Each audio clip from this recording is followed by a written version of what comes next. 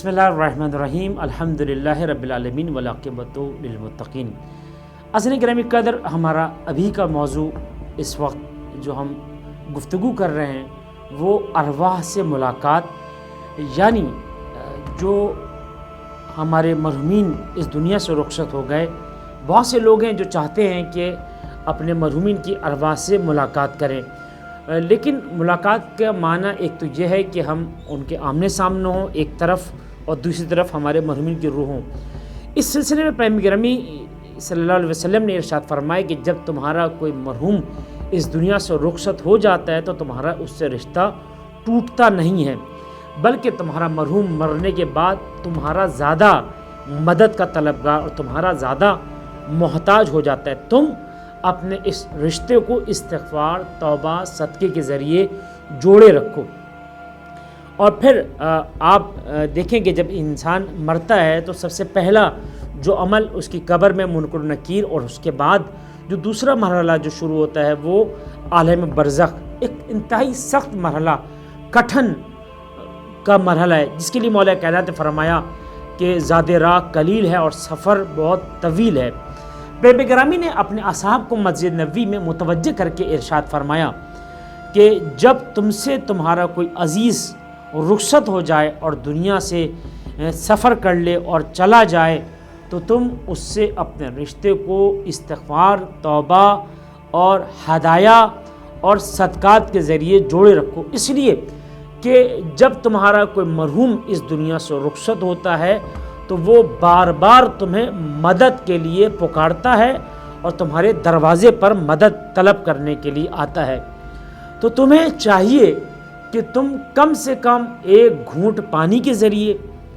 یا ایک ٹکڑا روٹی کے ذریعے اس روح کی، اس مرحوم کی مدد کرو،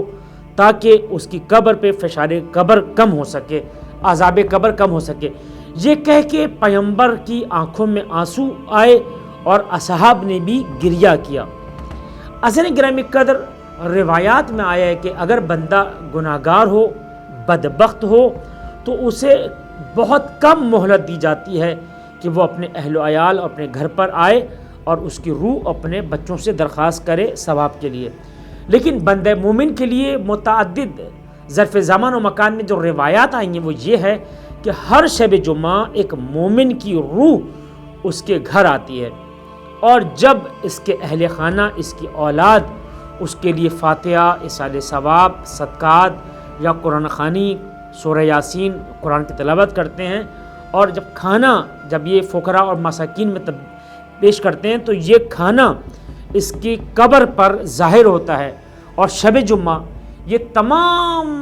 اہلیان قبر کو، قبرستان کی ارواح کو جمع کر کے اپنی اولاد پر فخر و مباحت کرتا ہے۔ اس کھانے میں تمام ارواح کو شامل کرتا ہے، جو مادی کھانا نہیں بلکہ معنوی کھانے کی صورت میں آتا ہے، اور اطراف کی قبروں سے بھی اس کھانے کی وجہ سے، اس نیاز اور اس ثواب اور اس کار خیر کی وجہ سے آس پاس کی قبروں کا بھی عذاب جو ہے وہ جو ہٹا دیا جاتا ہے۔ اب ہمیں کیسے معلوم ہو کہ میرے گھر میں میرے کسی مرحوم کی روح آئی ہے اور مجھ سے مدد کی طلبگار ہے؟ بنابر روایات معصومین، جب اللہ تعالیٰ کسی مرحوم کی روح پر اپنا خاص لطف و کرم کرنا چاہتا ہے تو سب سے پہلے اس روح کو اجازت دیتا ہے کہ وہ اپنے لواحقین، اپنے ورثاء کے گھر میں جائے۔ اب ہمیں کیسے معلوم ہو کہ ہمارے مرحوم کی روح ہمارے گھر آئی ہے؟ تو روایت یہ کہتی ہے کہ پروردگار اپنا انتہائی فضل اور لطف اور کرم کر کے ان ورثاء کے دل میں اس مرحوم کی یاد کو ڈال دیتا ہے، تاکہ اس کے ورثاء اس روح کے ایصال ثواب کے لیے، اس مرحوم کے ایصال ثواب کے لیے کار خیر کریں۔ عموماً دیکھیں آپ، ایک مرتبہ خواب میں مرحوم نظر آ جاتا ہے، یا بیٹھے بیٹھے خیال آتا ہے کہ میں مثلا قضا عمری نماز پڑھ لوں، میں صدقہ دے دوں، میں ایک کھانا نکال دوں، میں کوئی نہ کوئی ایک نیک عمل جو ہے وہ درود کی تسبیح اپنے مرحوم کے لیے پڑھ دوں۔ یہ خیال آنا خود ایک فضل پروردگار اور انتہائی لطف و کرم ہے۔ حکم معصوم ہے کہ مرحوم سے رشتہ نہ توڑو، بلکہ نیکی کے ذریعے، توبہ استغفار کے ذریعے، صدقات کے ذریعے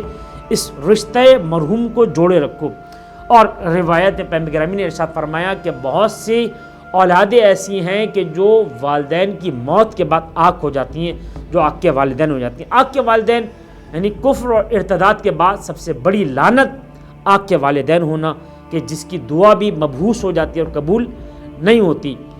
حضرت گرامی قدر، اگر ایک انسان اپنے ماں باپ کو، مرحوم کو بھول جائے، ان کے لیے سورہ فاتحہ نہ پڑھے، ان کے لیے کوئی بھی نیک عمل انجام نہ دے، تو والدین کی روح ارواح اس سے اظہار برات کرتی ہیں، اس پر نفرین کرتی ہیں، حتیٰ اس کو آگ کر دیتی ہیں کہ اب اس سے ہمارا کوئی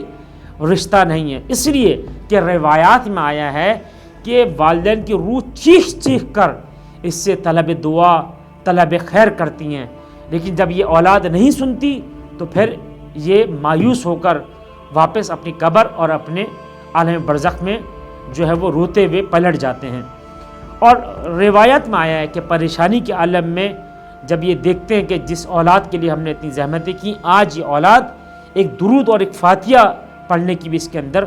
توفیق نہیں ہے، اور لہٰذا روایت میں یہ بھی آیا کہ اگر کوئی بیٹا، کوئی بیٹی پریشان ہے اپنے روزگار کی وجہ سے، اپنی خاندانی، اپنی